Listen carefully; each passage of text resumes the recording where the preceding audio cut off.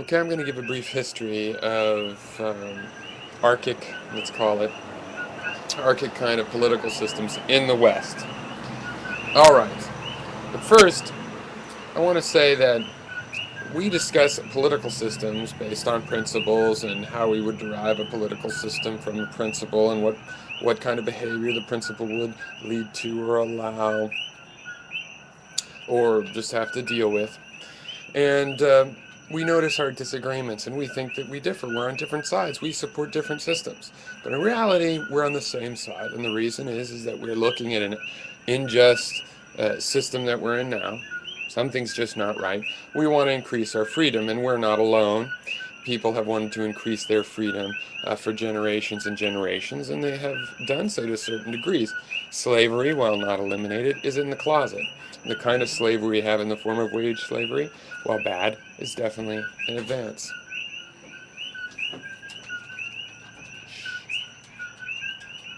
So, so anyway,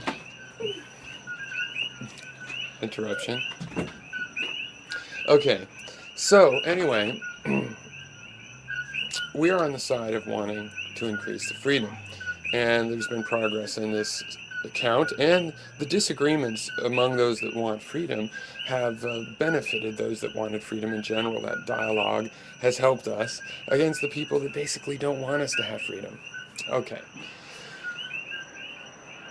The history short version goes something like this. First of all, much to your amazement, if you study the Mediterranean, northern Mediterranean uh, environment, um, it was considered a perfectly legitimate business practice to get a bunch of guys together, ride out to a village, steal all their shit, and do whatever you want to them. And eventually, it became kind of a pain to have to go out there all the time, and they knew you were going to kick their ass anyway, so a system of taxation began. Okay. A city-state concept formed where there were city-states and the villages around them, so like Athens, and the villages around Athens were subjugated by Athens. Same with Sparta and with these other city-states. Okay.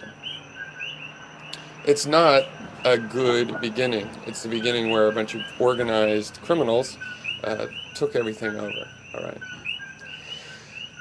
Now, those people had power and said, well, I'm king, and I want my kid to be king. Okay. And they just insist upon that, and they made up all kinds of excuses, as to why God or whatever had picked them. And people bought it for two reasons. One, they didn't really buy it.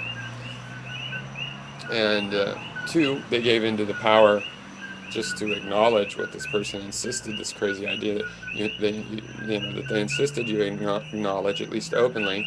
And then two, people kind of bought it because, well, actually, he did kick my ass. He's stronger than me, so maybe it's true. And after generations, this whole kind of mixture of worship and fear, uh, you know, made an almost intuitional tendency in humans to go ahead and react to their leaders this way. But people continue to want to be free, which is a good thing. It turns out that way, and they fight for their freedom, and they force these kings to relinquish their metaphysical claims and give their property to a new kind of person, really the same lines of a wealthy merchant. Okay.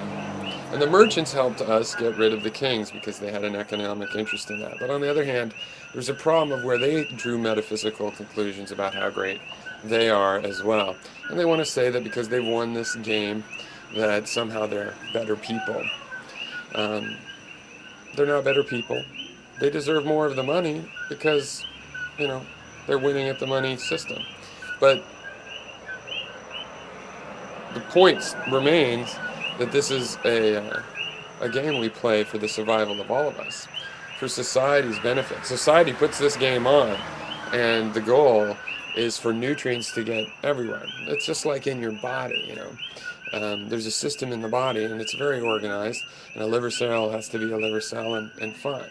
But all the parts of the body, as a reward for this organization, do receive nutrients. And some part of the body might be starved of a nutrient. When the nutrients get low, maybe the brain will get all the oxygen if the oxygen is low.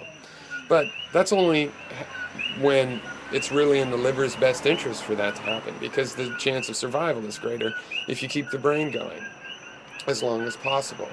Okay, so and if there's enough oxygen, then that never happens. It never happens that the brain, says, "Well, I'm better and I want more oxygen," and it steals extra oxygen when the rest of the body then is deprived of it.